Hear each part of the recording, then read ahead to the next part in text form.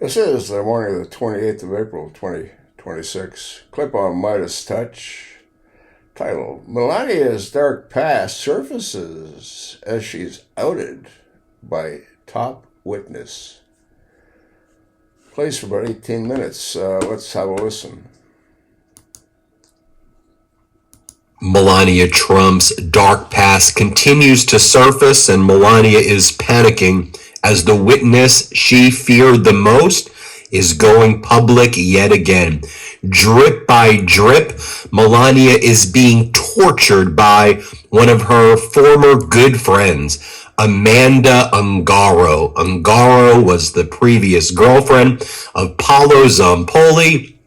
Zampoli is purportedly the person who in 1998 introduced Melania Trump to Donald Trump at the Kit Kat Club in Manhattan. Zampoli ran a modeling agency where he would bring in young Eastern European girls and women as so-called models. And Zampoli was also thinking about running a modeling agency with Jeffrey Epstein. More on that in a moment as well. One of the models that Zampoli brought into the United States was Melania Trump. At one of these Kit Kat Club parties with the models and the wealthy Manhattan men, that's where Melania was introduced to Donald Trump. Zampoli played matchmaker, and Amanda Ungaro, who's the mother of Zampoli's child, knew Melania and Donald very well because Zampoli stayed close friends with Donald Trump and Melania. And recently, when there was this Ungaro and Zampoli child custody dispute, Ungaro alleges that Zampoli used his connections within the government to expedite her deportation proceedings by Zampoli calling ICE. Now, you know from watching the Midas Touch Network that Zampoli has a position in the United States government now at an ambassadorship level. He's like an ambassador special envoy for cultural affairs and events. So he is always on the road with Donald Trump when Trump's visiting his fascist friends, or when you had J.D. Vance meeting with Orban, Zampoli is there. So Zampoli is very much in the know of all of these things. And so Amanda Ungaro just made a social media post after we had Zampoli on a Italian documentary that Zampoli tried to shut down on the Italian broadcasting network Rai 3, or Rai 3, RAI 3, and they got a lot of dirt on Zampoli. Zampoli had his lawyers try to shut down Rai 3. One of the things that Zampoli was saying on this documentary is that, you can't believe Ungaro. She's a Brazilian woman. Brazilian women, they're all about their telenovela lying. It's in their DNA that they're a bunch of liars. Now, that caused massive backlash at Zampoli, but that's the kind of guy Zampoli is. I mean, lots of people say Zampoli is, in their opinion, a dirtbag, a scumbag, and he always has been a scumbag, a lowlife, but someone who's always festered in Donald Trump's orbit. Somebody who these are the type of scumbags that Donald Trump likes. So why is this all a big deal for Melania now? Well, Ungaro previously said to the Courier and others that she had a lot of dirt, a lot of information about the truth about a lot of people based on what she knows from being Zampoli's ex-girlfriend and Zampoli knowing about that introduction between Melania and Donald. How did Melania get that immigration status to even arrive in the U.S.? Melania lied and claimed that she got a college degree, but it turned out she didn't get a college degree. She completed about a semester or two. So did she lie to get here? Was she really, doing what she said that she was doing? What's the real story with Melania? Zampoli obviously knows these answers, and Ungaro is implying that Zampoli told her. And it should be noted that remember when Melania did that bizarre press conference about 2 weeks ago where she goes, I need to talk about Jeffrey Epstein. All of the Epstein photos of me and Epstein and me and Ghislaine are all false. None of this is true. None of the emails that you see, these are manipulators out there. There are fabricators out there, and they all lie. Maybe I shouldn't do the accent. Maybe I shouldn't. Tell me in the comments if I should. But she said that all the stuff is lies. The email between her and Ghislaine where she goes, gee, what do you look great in the New York Magazine article. So does Jeffrey Epstein. And the emails back from Ghislaine, sweet pea. I guess Melania is saying, I don't know, none of that's real. The photos of Melania and Jeffrey and Ghislaine, I guess those aren't real according to Melania. I mean, we know that a lot of those photos are real. I'm sure that there's some AI photos out there, but I mean, a lot of the photos are real. I mean, the key photos are like real photographs. But Melania giving that press conference, we now know, seem to be, in our opinion, of course, is related to this Rai 3 Italian documentary that was coming out that he sat for, that Zampoli sat for this. Zampoli's Italian, and they're one of the big Italian broadcasters, that he sat for it. There were these legal disputes, and it probably came out that he was going to, not look good on this documentary. You think he doesn't look good anywhere he is. And so that started her saying there were all of these liars and fabricators, and she was basically attacking Ungaro and Rai 3 and all of these people putting information out now about Zampoli. And then after Melania gave that press conference, Zampoli was like, I'm happy to testify before the House or the Senate to prove that I was the person that introduced Melania to Donald Trump in 1998, not Jeffrey Epstein. He did not make the introduction. Okay, Zampoli, well, you wanted to start a modeling agency with Epstein when you knew about all of the bad stuff, or you seem to, at least in my opinion, you seem to have known about a lot of bad stuff that Epstein was doing, and you wanted to start a modeling agency with Epstein, or acquire a modeling agency. Okay, so you were the one who made the introduction. Okay, and then Democrats were like feasting. They're like, we got Zampoli in a deposition? Sure, let's take this deposition of Zampoli under oath. Let's ask him all the questions that were never answered about Melania's background. What's Melania's true immigration status? How did she get here? How did she get an Einstein visa? Zampoli, how would you work with your girls to get them expedited visas here? What was Melania doing here? How did the real introduction take place? What do you know about Epstein? Tell us all the dirt that Donald told you. What do you know about Donald Trump? And then, what did the House Republicans do? You've been following the Midas Touch Network, so you know what the House Republicans did, right? They said, okay, no more hearings, no more subpoenas, no more depositions. Instead, we want to do roundtables where we're not even going to do subpoenas anymore. People can voluntarily show up. It'll be like an informal setting. And Democrats are like, absolutely not. We're doing subpoenas and hearings. What do you mean we're not doing hearings anymore? After Zampoli said that he was going to testify about Melania, Zampoli believed he was helping her. And then I think they realized, yeah, that's not going to go too good. And what else did we learn?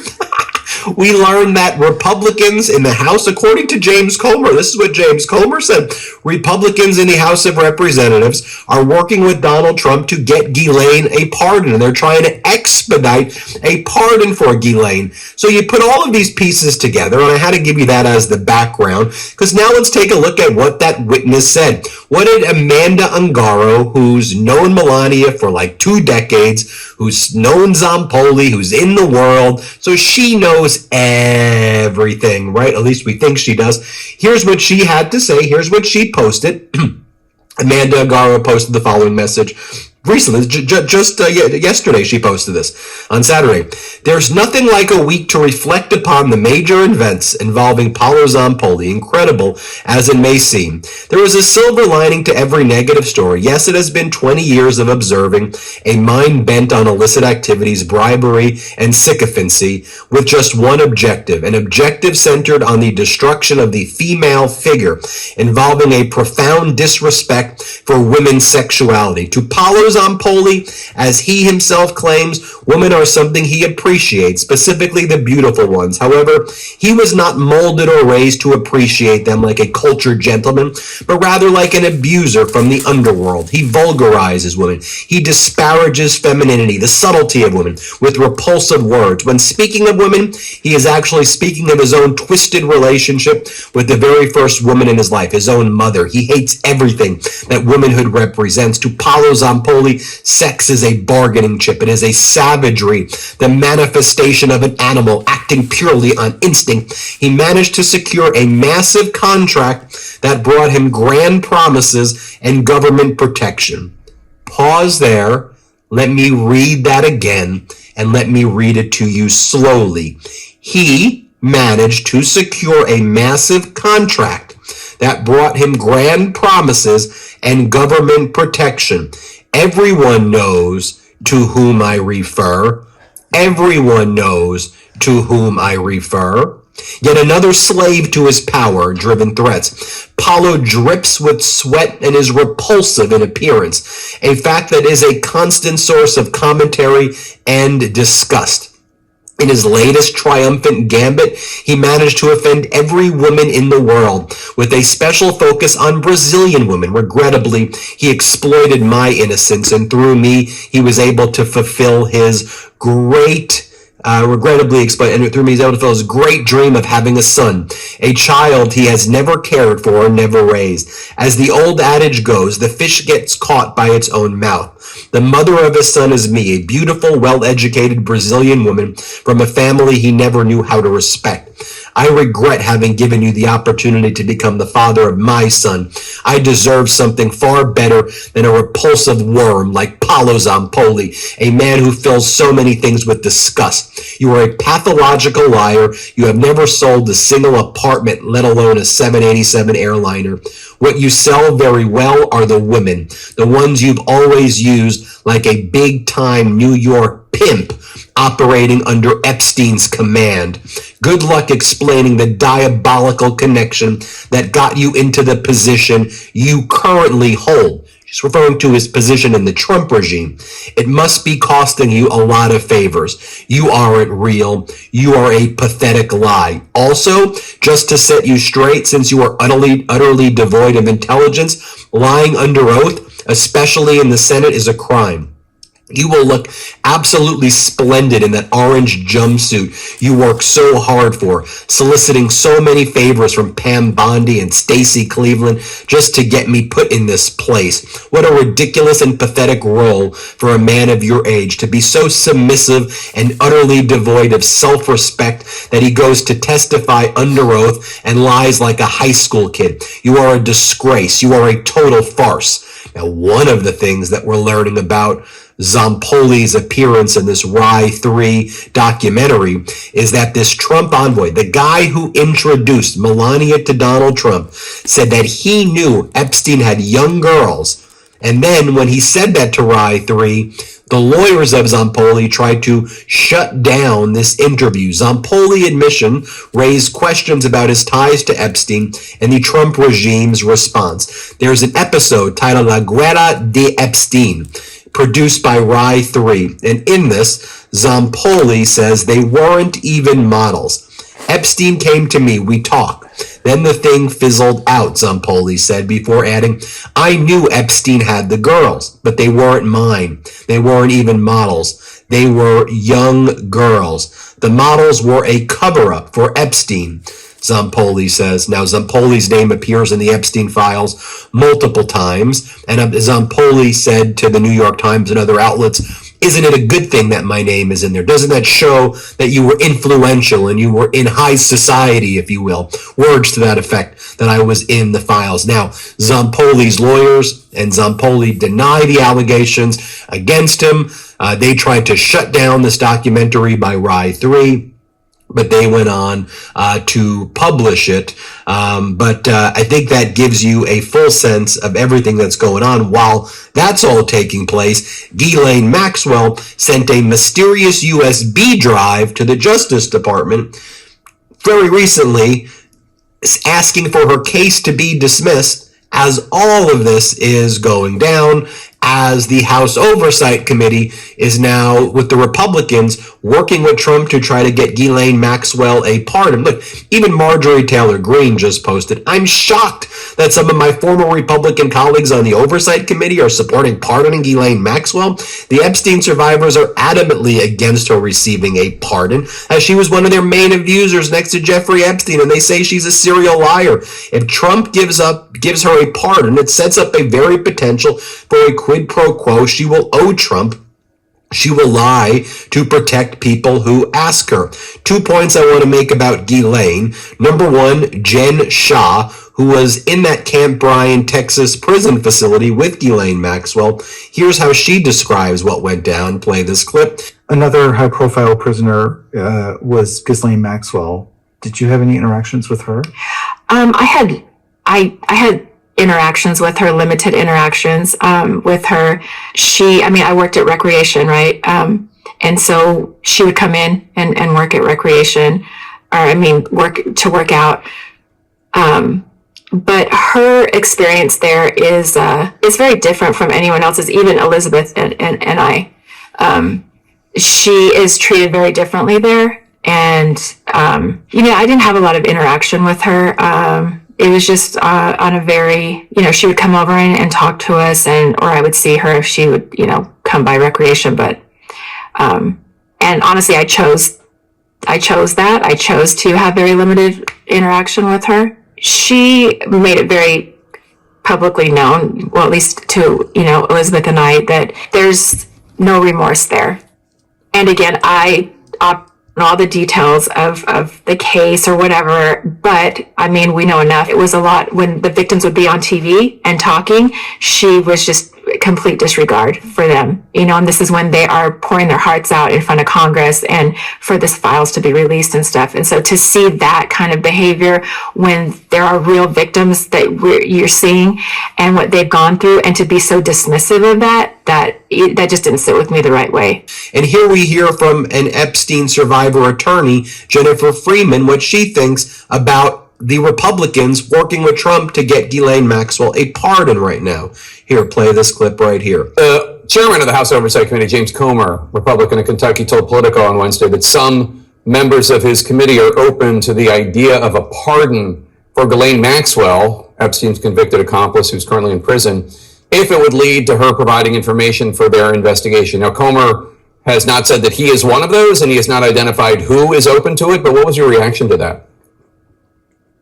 That is deeply offensive and insulting, and a betrayal to the survivors.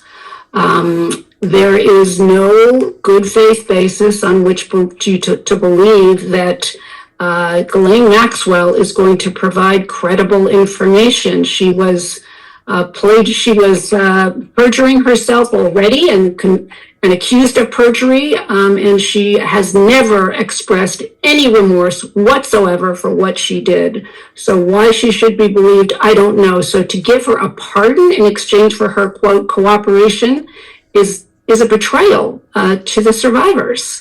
Finally, Ann Farmer said the following to the House Oversight Committee after news that they're working with Trump to get Ghislaine a pardon. Before you consider a pardon of a convicted sex offender and trafficker, imagine explaining it to your wife, sister, or daughter. Could you live with knowing that you've chosen to put a felon who recruited, groomed, and threatened underage girls and young women above survivors? I'll leave it at that.